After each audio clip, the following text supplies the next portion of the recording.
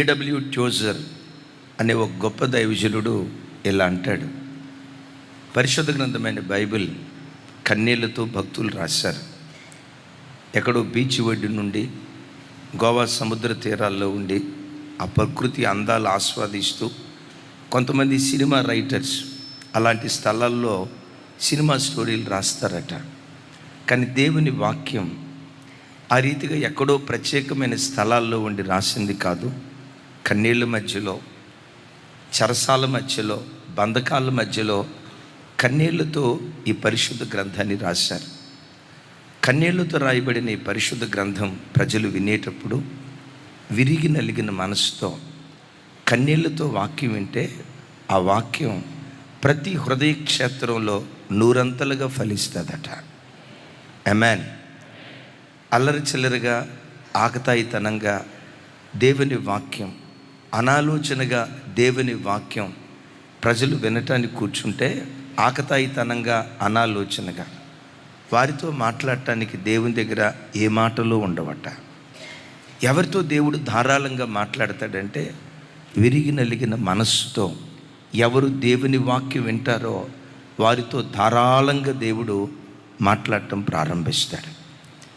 ఈ దేవుడు రాసిన ఏ మాట కూడా భూలోకంలో ప్రాక్టికల్గా మన దైనందిన జీవితంలో ఎలాంటి సమస్యలు వస్తాయో ఆ సమస్యలను దైనందిన జీవితంలో ఎలా ఎదుర్కోవాలి, ఎలా ఫేస్ చేయాలి, ఆయన పరలోకంలో ఉండి రాయించిన పరిశుద్ధాత్మ దేవుడు.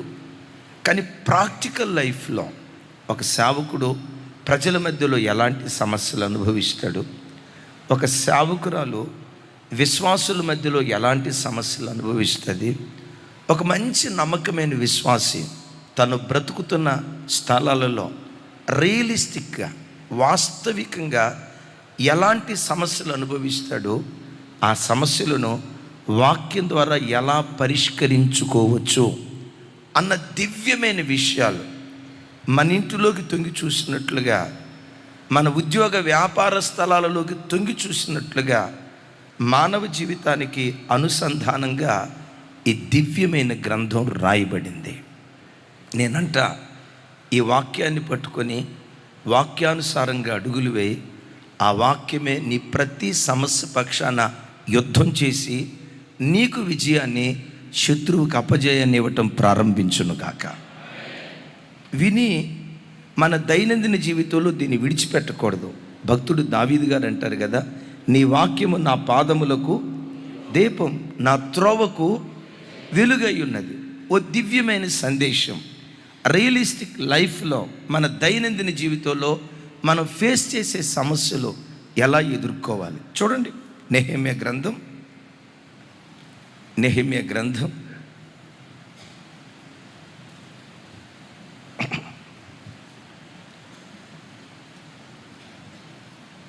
గ్రంథం 4వ అధ్యాయం 3-6 వచనాల వరకు నాతో కలిసి. మరియు అమ్మోనీయుడైన టోబియా అతని యొద్ద ఉండిన వారు కట్టిన దానిపైకి ఒక నక్క ఎగిరినట్టయినా వారి రాతి గోడ పడిపోవును అనెను. 4వ వచనం, మా దేవా ఆలకించుము, మేము తిరస్కారము నొందిన వారము, వారి నింద వారి తల మీదకు వచ్చినట్లుగా చేసి వారు చెరపట్టబడిన వారై వారు నివసించు దేశంలోనే వారిని దోపునకు అప్పగించుము. వారు కట్టువారిని బట్టి నీకు కోపము పుట్టించి ఉండిరి గనుక వారి దోషమును, కొంచెం స్వరం పెంచాలి, వారి దోషమును పరిహరింపకము. నీ ఎదుట వారి పాపమును తుడిచివేయకము. అయినను పని చేయుటకు జనులకు మనసు కలిగి ఉండెను గనుక, చదవాలి, అది సగము ఎత్తు కట్టబడి ఉండెను. చప్పలు కొడుతూ దేవునికి స్తోత్రాలు చెప్దాం. అందరూ చప్పలు కొడుతూ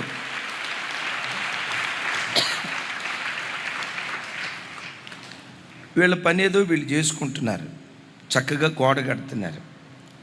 గోడ కట్టేటప్పుడు అవమానకరమైన మాటలు, ఎగతాళి మాటలు, వాళ్ళ పనితనాన్ని నిందిస్తూ ఆ గోడ కట్టేరులే తెగ, వీళ్ళు కట్టిన గోడ ఎట్లుందంటే నక్కెగిరితే చాలు ఉన్నపాటును గోడ పడిపోతుంది. ప్రార్థన అంట, బలుల ద్వారా వాళ్ళు తమను బలపరుచుకుంటారా? వాళ్ళ బ్రతుకులు చెత్త అయిపోయాయి, ఖాళీ బూడిదైపోయాయి.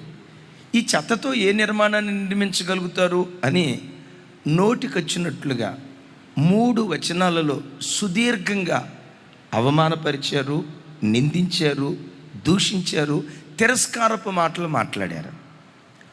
ఆ రోజు ఏం జరిగిందో ఈరోజు ఒక దైవ సేవకుని జీవితంలో కానీ, ఆ రోజు ఏం జరిగిందో ఒక నిజ క్రైస్తవుని జీవితంలో, దైనందిన జీవితంలో సేమ్ ఇలాంటి మాటలే, ఇలాంటి కార్యాలే మన చుట్టూతో ఉన్న ప్రజలు చేస్తారు. నిన్ను కూడా అపహసించే వాళ్ళు ఉంటారు, ఎగతాళిగా మాట్లాడే వాళ్ళు ఉంటారు. ఆ గొప్ప భక్తురాలు వచ్చింది, ఆ గొప్ప ప్రార్థనా పరుడు వచ్చాడు, మా హులేడు దేవుడు ఏమకే ఉన్నట్లు. చూడు, ఆ నుదుటి మీద నోటికొచ్చినట్లుగా దూషణకరమైన మాటలు మాట్లాడతాడు.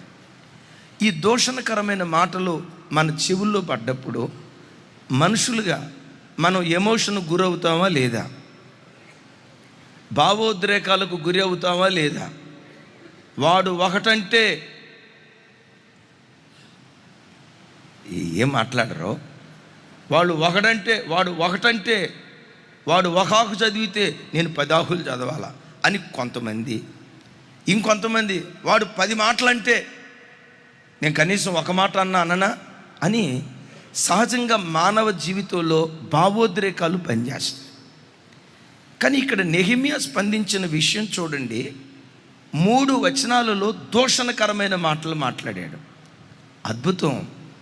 విరోధులు దూషణకరమైన మాటలు మాట్లాడుతూ ఉంటే ఆ విరోధులతో ఒక్క మాట కూడా మాట్లాడాల. విరోధి ఎదుట నిశ్శబ్దంగా ఉన్నాడు, దేవుని ఎదుట శబ్దం చేస్తున్నాడు. విన్నారు ఈ మాట?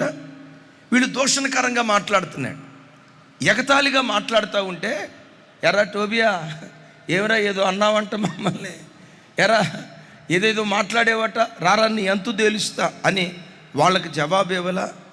నువ్వు చూసావా, ఎవడు చెప్పాడు నీకు? ఒక చిన్న మాట కూడా వాళ్ళతో వాదించలేదు, వాళ్ళ ఎదురు నిలవబడి సమాధానం చెప్పలా. ఒక్క మాట కూడా వాళ్ళతో మాట్లాడకుండా మోకరించి దేవుని సన్నిధిలో ప్రార్థిస్తున్నాడు. అమ్మా, అయ్యా, నీ ఉద్యోగ, వ్యాపార, దైనందిన కుటుంబ జీవితంలో నిన్నెవరైనా దూషిస్తూ ఉంటే శత్రువు ఎదుట మౌనంగా ఉండు. నిన్ను గూర్చి విరోధంగా మాట్లాడే వ్యక్తుల ఎదుట నిశ్శబ్దంగా ఉండు. విశ్వసించు, నీవు నిశ్శబ్దంగా ఉంటే నీ బ్రతుకులో దేవుడు శబ్దం చేయటం ప్రారంభిస్తాడు. ఫస్ట్ మాట రాసుకోండి, విమర్శకుల ఎదుట మౌనంగా ఉండు. విమర్శకుడు ఏమంటున్నాడు? You are idiot, this is terrible, అసలు నీకు బుర్రే లేదు, నువ్వు ఒక జోక్, ఈ పనిలో నుంచి ఇప్పుడు నువ్వు బయటికి వెళ్ళిపోతావు, యు ఆర్ స్టూపిడ్. నోటుకొచ్చినట్టు మాట్లాడుతున్నారు. వాళ్ళందరూ ఆ మాటలు మాట్లాడుతూ ఉంటే చెప్పండి, ఆయన ఏం చేశాడు? అమ్మ చెప్పాలి, ఏం చేశాడు? నోటికి శుభ్రంగా ప్లాస్టర్ వేసుకున్నాడు. నా జీవితంలో కూడా విరోధులు నోటుకొచ్చినట్టుగా నిన్ను దూషిస్తూ ఉంటే భావోద్రేకాలకు నువ్వు చోటు ఇవ్వకుండా, మానవ ఆవేశాలకు నువ్వు చోటు ఇవ్వకుండా, తొందరపాటుతనానికి చోటు ఇవ్వకుండా, ఆ భక్తిహీనుల ఎదుట నువ్వెంత నిశ్శబ్దంగా ఉంటావో నీవు నమ్మిన నీ దేవుడు ఆ శత్రువు ఎదుట అంత అధికంగా శబ్దం చేయటం ప్రారంభిస్తాడు. నీవు శబ్దం చేసావా?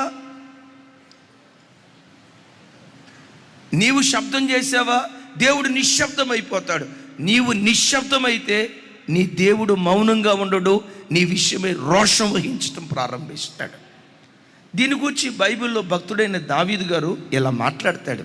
చూడండి ఆ మాట, కీర్తనల గ్రంథం 39వ కీర్తన మొదటి 2 చరణాలు. నా నాలుకతో పాపము చేయకుండానట్లు నా మార్గములను జాగ్రత్తగా చూచుకుందును. భక్తిహీనులు నా ఎదుట ఉన్నప్పుడు నా నోటికి చిక్కము పెట్టుకుందును అనుకుంటుని. నేనేమీ మాటలాడక మౌనినైతిని. క్షేమమును గూర్చి అయినను పలుకక నేను మౌనముగా నుంటిని. చప్పలు కొడుతూ స్తోత్రాలు చెప్దాం. మొదటి వచనం నాతో కలిసి చెప్పండి. భక్తిహీనులు నా ఎదుట ఉన్నప్పుడు నా నోటికి చిక్కం పెట్టుకున్నా. చిక్కం పెట్టుకునేదేవి? చిక్కం వేటికి పెడతాం? పిల్లలకా? పక్షులకా? పశువులా? పొద్దున్నే బొంగురు గొంతులాగా ఉంది కదా అందరిది, అందుకని అర్థం కాల. వేటికి పెడతాను చెప్పండి? పశువుల మూతికి చిక్కం పెట్టినట్లుగా దావీదు అంటాడు, నా మూతికి చిక్కం పెట్టుకున్నా. ఎవరి ఎదుట? భక్తిహీనుల ఎదుట. ఎవరి ఎదుట? తర్వాత భక్తిహీనుల ఎదుట. ఆ భక్తిహీనుల ఎదుట ఉన్నప్పుడు కనీసం బాగున్నావా అని వాళ్ళ క్షేమ సమాచారం కూడా అడగల. ఎందుకో తెలుసా? ఈ భక్తిహీనపు సమాజంతో ఎంకన్నా సావే, ఎంకమన్నా సావే. ఎంకన్నా సావే, ఏదో దానికి వంక పెడతాడు. ఎంకమన్నా సావే, ఎల్లయ్య అన్నా సావే, ఎల్లయ్య గారు అన్నా సావే. గారు అన్నావు అనుకోండి, అంత దీర్ఘం ఏమొద్దులే అండి. సరే ఎల్లయ్య అన్నావు అనుకోండి, ఎట కనపడుతుందా నీకు? ఏమంత గౌరవం లేకుండా మాట్లాడతావా? నోటుకొచ్చినట్లు అంటాడు. అందుకని ప్రభు బిడ్డలారా, వీడు భక్తిహీనుడు, వీడెప్పుడు నెగిటివే మాట్లాడతాడు, కించపరిచి మాట్లాడే వ్యక్తి అని నీకు అనిపిస్తే ఆ భక్తిహీనుని ఎదుట ఎంత మౌనంగా ఉంటావో దేవుడు అంత మహిమపరచబట్టం ప్రారంభిస్తాడు. అట్లట్లా అంటే మనం మౌనంగా ఉంటే వాడు నోటుకొచ్చినట్టు అంటాడు కదా. ఎవరు పడతారు? నేను పడను అని నీ నోటుకొచ్చినట్టు నువ్వు టక టక టక అన్నావు అనుకో, దేవుడు చూసి అక్క ఏదో పని మీద ఉందిలే, సరే మనం సైలెంట్గా ఉందాం, అక్క తన పని తాను చేసుకుంటుందని చెప్పి దేవుడు నిశ్శబ్దం అవుతాడు నువ్వు శబ్దం చేస్తే. మరి విశేషంగా చెప్తాను, భక్తిహీనులు నీ ఎదుట ఉన్నప్పుడు చివరికి భక్తి కలిగిన వాడు విమర్శించిన. బైబిల్లో ఇంకొక సన్నివేశం చెప్తాను. అప్పుడే సౌలును రాజుగా ప్రవక్త అయిన సమూయేలు అభిషేకించడానికి సిద్ధపడుతున్న దినాలు. సమూయేలును పరిచయం చేస్తూ ఇతడే ఇశ్రాయేలీయులను ఏలబోయే రాజు అని గౌరవంగా మాట్లాడారు. గౌరవంగా మాట్లాడినప్పుడు కొంతమంది మాట్లాడుతున్న మాట చూడండి. అక్కడ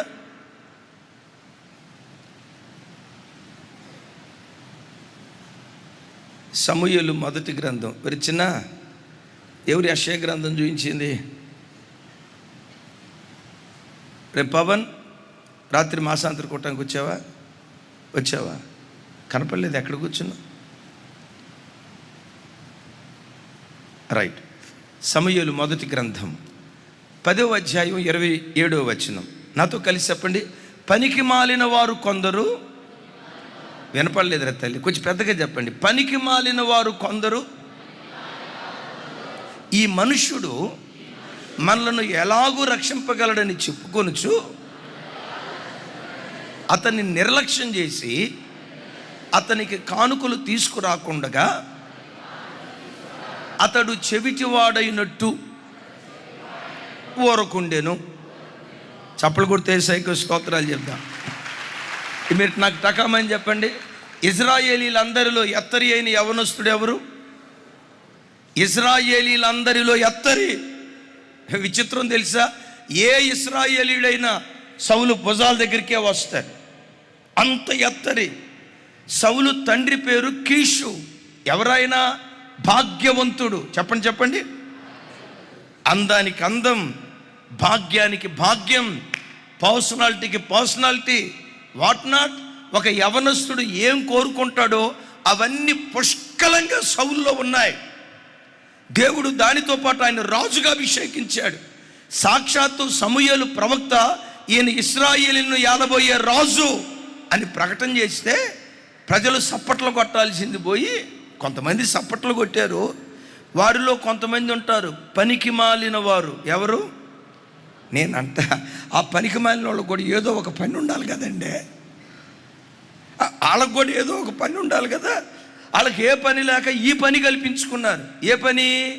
విమర్శించే పని, కృంగదీసే మాటలు మాట్లాడే పని. ఏమంటున్నారు ఈ పనికి మాలినోళ్ళు? ఈ మనుషుడు మనలను ఎలాగూ రక్షించగలడు అంటే వాడు చూడాలా, ఈ మనుషుడు మనల్ని ఎలాగూ రక్షింపగలడు అని అనుకుంటున్నారు కదా. వాళ్ళ అర్థం ఏంటో తెలుసా? అసలు దేవుని సెలక్షన్ తప్పురా, సౌలు గారిని కాదురా, నన్ను గనక సెలెక్ట్ చేసుకుంటే నా స్వామిరంగా అసలు నా ప్రతాపం చూపించకపోయానా, దేవుని సెలక్షనే తప్పు అంటున్నారు. ఎందుకు? వీళ్ళు ఎవరయ్యా అంటే వీళ్ళకి దేవుడు ఒక గొప్ప డిగ్రీ పెట్టాడు. ఎవరాళ్ళు? నీ చుట్టూతో కూడా కొంతమంది పనికి మాలిన సంతతి చేరుతుంది. సెటైర్లు వేస్తారు, కృంగదీస్తారు, అవమానకరంగా మాట్లాడతారు, ఎగతాళిగా మాట్లాడతారు, నోటుకొచ్చినట్టు దూషిస్తారు. నీ భక్తి ఏంటో ఎరుగక, నీ విశ్వాసం అంటే ఏంటో ఎరుగక, దేవుని పట్ల నీకున్న సమర్పణ ఏంటో ఎరుగక కృంగదీసే మాటలు వాళ్ళు మాట్లాడతారు. వాళ్ళకు పొర్రపాటున నోరు తెరిచి మాట్లాడద్దు. యేసు మౌనంగా ఉన్నట్లుగా యేసు నామం పేరిట నీవు మౌనంగా ఉందువుగాక. ఈ మాటలన్నీ సౌలుకు వినబడినప్పుడు బైబిల్లో రాయబడిన మాట, అతడు చెవిటివాడైనట్టు, స్వరమెత్తండి సార్, చెవిటివాడైనట్టు. నేనంట సౌలు స్థానంలోనే కనుక ఇంకొకళ్ళు ఉన్నట్టయితే, ఇట్లా చిన్నోడా, సౌలు స్థానంలో కనుక ఇంకొకళ్ళు ఉన్నట్టయితే ఏమిరా, ఏమన్నా నేను రక్షించలేనా? నేను రక్షించగలుగుతానో లేదో, జనాల పక్షాన్ని యుద్ధం చేయగలుగుతానో ఒకసారి చూడరా అని చెప్పి ఒక్క కిక్కిచ్చుండేవాడు. ఆడ అడ్రస్ గల్లంత అయిపోయి ఉండేది. అదిరా మన సౌలు అంటే.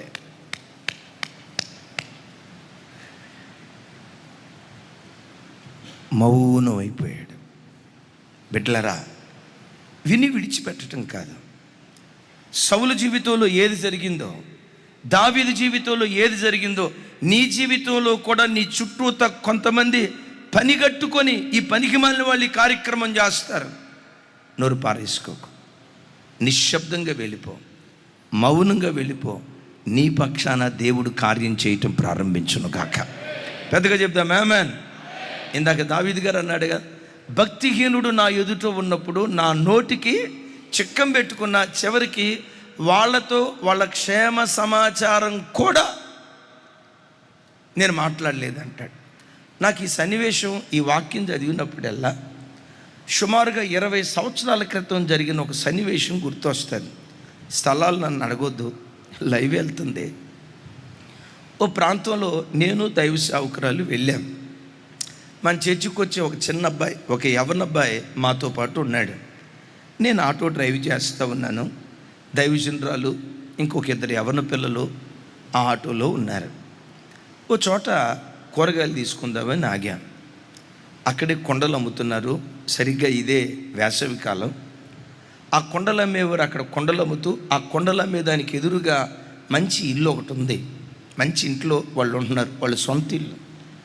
ఓ రకంగా లక్షాధిపతులు ఆ దినాలలో.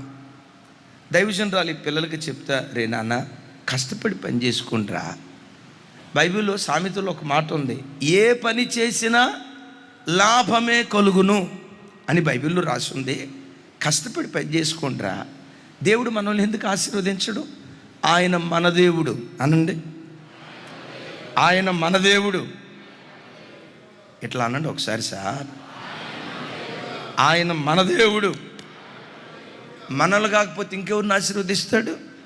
అసలు మనం పుట్టిందే ఆశీర్వాదానికి వారసులుగా ఉండటానికి. బట్ కష్టజీవులుగా బ్రతకండి. చూడరా, వీళ్ళు చూడండి, మట్టి కుండలు తయారు చేసుకొని అమ్ముకుంటున్నారు. దేవుడు వాళ్ళని ఎంత ఆశీర్వదించాడో చూడండి, ఎంత ఆశీర్వదించాడో చూడండి. 3 అంతస్తుల భవంతి కట్టుకున్నారా. అలా కష్టపడితే కొండల లేదా కూరగాయల ఏ పని చేసినా దేవుడు ఆశీర్వదిస్తాడరా. సోమరిపోతులుగా బ్రతకొద్దురా, తిని ఇంట్లో తొంగోవద్దురా, కష్టజీవులుగా బ్రతకండిరా. చూడు వీళ్ళు కొండల వ్యాపారం చేసి ఎంత ఆశీర్వదించబడ్డారో అని అంది సేవకురాలు. నేను కూడా దానికి వత్తాసు బలిక. నిజమే కదా, ఈ కొండల వ్యాపారం చేసి ఎంత బాగా దీవించబడ్డారో అని చెప్తుంది.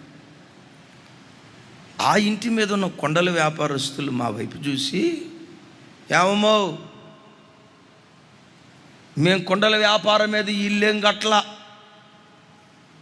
కొండలు అమ్మితే ఎంత వస్తాయి, 100-200 మీరు ఇచ్చే 200-300 బోడి, ఆ బోడి 200-300తో మేము బిల్డింగ్ కట్టామనుకున్నారా? ఇది మా తాతల కష్టార్జితం అంది. నేను ఆ వైపు చూసి, మేము అట్లా అనలేదమ్మా, వీడు కష్టపడమని చెప్పి సోమరిపోతుగా బ్రతకొద్దురా, కష్టజీవులుగా బ్రతకండ్రా అన్న దృక్పథంతో ఈ మాట చెప్పాం అని అంటే నా వైపు చూసి అంది, నువ్వు పెద్ద మనిషిలాగా ఉన్నావు, పెద్ద మనిషి తరహాలో మాట్లాడాలా, మీరు ఇచ్చే డబ్బులతో మేము బిల్డింగ్ కట్టుకున్నాం. అమ్మ మేము అందది కాదు తల్లి. లేదో మీరిచ్చే బోడి 100-200తో మేము బిల్డింగ్ కట్టామా?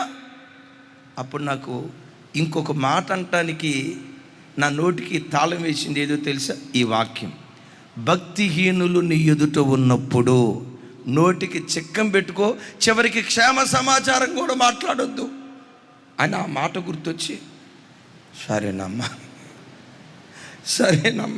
సైలెంట్గా వచ్చా. దైవజనమా, మరలా చెప్తున్నాను, ఇన్ని మాటలు నెహెమ్యాను గురించి మాట్లాడుతూ ఉంటే కనీసం కౌంటర్ నాకు అప్పుడప్పుడు అనిపిస్తుంది. ఈ నెహెమ్యాను చూసి ఈ కాలంలో మన పాస్టర్లు అందరూ కనుక నేర్చుకోగలిగితే క్రైస్తవ్యం హాయిగా వెళ్ళిపోద్దేమో అనిపిస్తుంది. ఆ పాస్టర్ గారు ఆ మాట అంటే ఈయన కౌంటర్ వీడియోగా ఆయన కౌంటర్ వీడియోగా ఈయన. నెహెమ్యాను చూడండి, నోటికొచ్చినట్లు దూషణకరంగా మాట్లాడిన శత్రువు ఎదుట, విరోధి ఎదుట మౌనమయ్యాడు. అయితే సుమి, విరోధి ఎదుట మౌనం అయ్యాడు కానీ దేవుని ఎదుట మౌనం గాల. విన్నారా?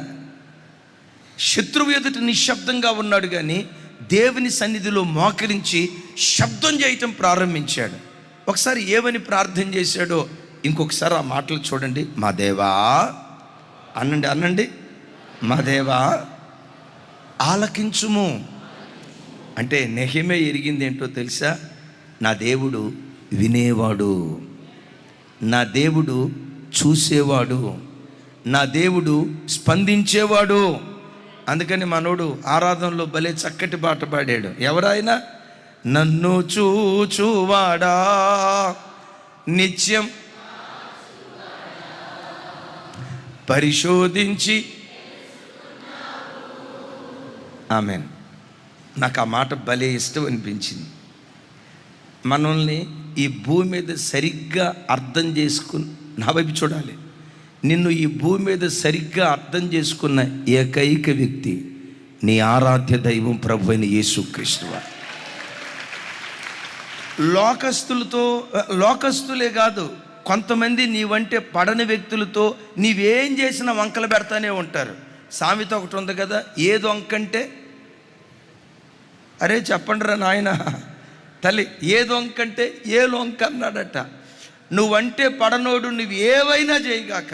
చూడండి, సరే వాళ్ళు వచ్చారని చెప్పి అయ్యా వందనాలు అని అన్నామనుకోండి, లోపట ఏమనుకుంటాడో తెలుసా? నక్క వినయం అంటే ఇదే. ఆడి వినయం చూడు, నక్క వినయం. సరే మరి వంకట ఎందుకులే అని ఎట్లా అన్నావు అనుకో, చూడు ఆడికి ఎంత గర్వం, ఏం చేయాలో అర్థం కాక వంకలు పెట్టేవాడి పరిస్థితి చెప్తా. వాళ్ళు వంకలు పెట్టాలని కాదు కానీ ఆ పట్టుకున్న దొంగోడిని ఎట్లాగైనా వాడిని హెరాస్మెంట్ చేయాలని ఆ పోలీస్ ఆయన ఆ దొంగోడిని స్టేషన్లోకి తీసుకెళ్ళాడట. సరే ఆ స్టేషన్ గదిలోకి వెళ్ళేటప్పుడు ఈ దొంగోడు కుడికాలు పెట్టాడట.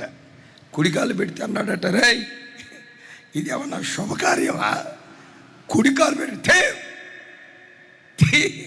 అని పెట్టమని లాఠీతో ఒక దెబ్బ కొట్టాడట. వెంటనే వాడు కాలు వెనక్కలాగి ఎడంకాలు పెట్టాడట.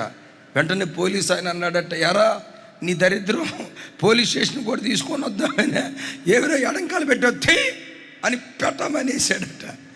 ఎడంకాలు వెనక్కలాగాడు. కుడికాలు పెడితే ఇది శుభం అంటున్నాడు, ఎడంకాలు పెడితేనేమో అరిష్టం అంటున్నాడు. ఏం చేయాలని అర్థం కాక ఒకేసారి 2 కాళ్ళు లేపి కుప్పి గంతులేసి దూకుదామని కోతిలాగా దూకాడు. ఆహా, అక్కడ గోడలు దూకింది చాలక మరలు ఎక్కడ కూడా దూకుతావురా అని పెట్ట కొట్టాడట. అఫ్కోర్స్ ఆ పోలీసు వారు వీడి క్రమశిక్షణ నేర్పడానికి చేశారు. కానీ నేను అనే మాట ఏంటో తెలుసా, నువ్వే చేసిన వంకలు పెట్టే వ్యక్తికి నువ్వు ఎన్ని రకాలుగా ప్రసన్నం చేయాలనుకున్నా వాళ్ళు ప్రసన్నం కారు. ఇంకొక మాటలో చెప్పాలంటే, నీ భర్త కూడా నిన్ను అంతగా అర్థం చేసుకోలే. నీవెవరో నీ భర్త కూడా కొంత తెలియకపోవచ్చు. నిన్ను పరిపూర్ణంగా అర్థం చేసుకున్న ఏకైక వ్యక్తి, నిన్ను పరిశోధించి తెలుసుకున్న ఏకైక వ్యక్తి నీవు ఆరాధించే ప్రభు అయిన యేసుక్రీస్తు వారు. Praise the Lord. నిజమే, మనిషి ఎదుటి వ్యక్తిని అర్థం చేసుకున్న దానికంటే ఫిల్ ఇన్ ద బ్లాంక్స్. తర్వాత మాట చెప్పండి కదా. ఇప్పుడు ఒక తల్లి కొడుకుని కూర్చోబెట్టి, రై ఇంటికి వచ్చిన భార్యని ఎట్లా చూసుకోవాలరా, కోడలంటే ఏమనుకున్నావురా, మన ఇంటికి వచ్చిన ఆడపిల్ల ఏడవకూడదు, ఏమిరా రాత్రి మీ గదిలో నుంచి ఏదో శబ్దాలు వినపడ్డాయి, అమ్మ మీద చేయి చేసుకున్నట్టున్న బుద్ధి లేనోడా, మీ నాన్న నేను ఎట్లున్నారో అమ్మ మీద చేయి చేసుకుంటావా అని తల్లి కొడుకు చెప్తూ ఉంటుంది. అప్పుడే కోడలు వచ్చింది. సరే కోడలి ముందు చెప్పటం ఎందుకులే అని అత్తయ్య సైలెంట్ అయింది. అత్తయ్య సైలెంట్ అయ్యేసరికి కోడలు చూసి ఏమనుకుంటుంది, నేను వచ్చా ఆపింది. జోరీగలాగా చెవు దగ్గర ఏదో అంటారు కదా, చెవు దగ్గర జోరీగలాగా గొయ్యి వచ్చిందంటే ఏదో ఒకటి చెప్పిపోద్ది. నా గురించే చెప్పింది చూడు, నేను రావటంతో ఆపిందిగా. ఒకవేళ నాకు మేలుకరమైంది అయితే నేను వచ్చినప్పుడు కూడా చెప్పాలి కదా. నన్ను చూడటంతో ఆపిందంటే ఆ కొడుకుతో చెప్పుంటుంది, రే ఫుల్లుగా కొట్టరా, దంచి వదిలిపెట్టరా, ఒక్కసారి ఉతికితే పగటిపోటే.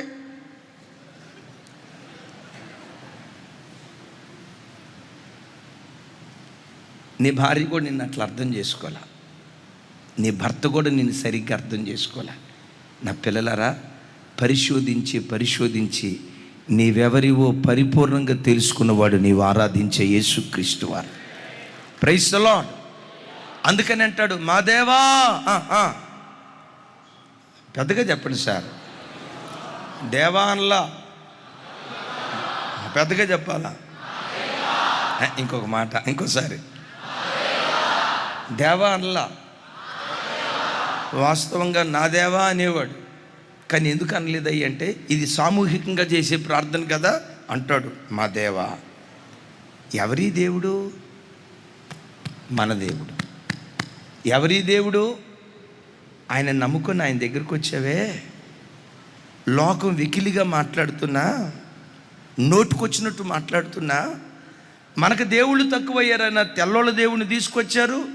మీరు క్రైస్తవ కుక్కలో, అమెరికా దేశపు సొమ్ముకు అమ్ముడు పోయిన, దోపుడు సొమ్ముడుకు అమ్ముడు పోయిన కుక్కల మీరు, దేశద్రోహులు మీరని మన భక్తిని అర్థం చేసుకోకుండా లోకం నోటుకొచ్చినట్టు మాట్లాడుతున్నా తెగించి ప్రభు దగ్గరికి వచ్చావే, లోకానికి తెగించి దేవుని కొరకు నిలవబడ్డావే. విరోధుల మధ్యలో నాకు యేసే కావాలి, బ్రతికితే యేసు కొరకే బ్రతకాలని యేసు కొరకు తెగించి యేసు కొరకు సాక్షిగా నువ్వు బ్రతుకుతున్నావే. ఆ దేవుడు నీ దేవుడు కాకపోతే ఇంకెవరికి దేవుడు అవుతాడు? నీ ప్రార్థన వినకపోతే ఇంకెవరి ప్రార్థన వింటాడు? అందుకని అంటాడు, మా దేవా, మా దేవా ఆలకించుము. మేము తిరస్కారము నొందిన వారిని, వారి నింద వారి తల మీదకు వచ్చినట్లుగా చేసి, వారు చెరపట్టబడిన వారై వారు నివసించు దేశములోనే వారిని దోపునకు. అట్లాగని నెహెమ్యా చేసిన ఈ ప్రార్థన చేయకూడదు. కొంతమంది ప్రార్థన చేస్తారు, దేవా వాడు అట్లా అన్నాడు, నీవెవరవో వాళ్ళకు బయలుపరుచునాయన, నేను నీ బిడ్డనన్న సంగతి వాళ్ళు తెలుసుకున్నట్లుగా నాకు విరోధంగా లేచిన వారి కాళ్ళు చేతులు విరిసివైన ఆయన, ఉన్నపాటున వాళ్ళ ఉద్యోగం పోవునుగాక, వాళ్ళ వ్యాపారాలు ఆగిపోవునుగాక. పాత నిబంధనలో దెబ్బకు దెబ్బ ప్రార్థన చేశారు, కంటికి కన్ను ప్రార్థన చేశారు, విరోధానికి విరోధం ప్రార్థన చేశారు, పంటికి పన్ను, కంటికి కన్ను, కాలుకు కాలు, చెయ్యికి చెయ్యి అని ప్రార్థన చేశారు. కానీ క్రొత్త నిబంధనలో నీ ప్రియ ప్రభు నీకు నాకు నేర్పిన ప్రార్థన ఏంటో తెలుసా? మీరు దేవుని కుమారులగున్నట్లుగా మీరు నిలవబడి ప్రార్థించేటప్పుడు మీ శత్రువు కొరకు ప్రార్థన చెయ్యండి. చప్పలు కొడుతూ యేసయ్యకు స్తోత్రాలు చెప్దాం. చూడండి ఆ మాట, మత్తయి సువార్త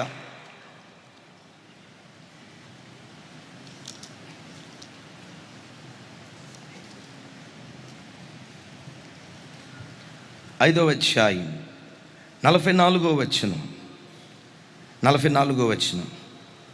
నేను మీతో చెప్పినదేమనగా, మీరు పరలోకమందున్న మీ తండ్రికి కుమారులై ఉండునట్లు మీ శత్రువులను ప్రేమించుడి, మిమ్మల్ని హింసించు వారి కొరకు ప్రార్థన చేయుడి. ఒక్క మాట నా వైపు చూడండి. నీకెంత గాయాలు కలుగు చేసినా, నీ సమస్య ఏదైనా దేవుని సన్నిధిలో మోకరించి ప్రార్థించేయి.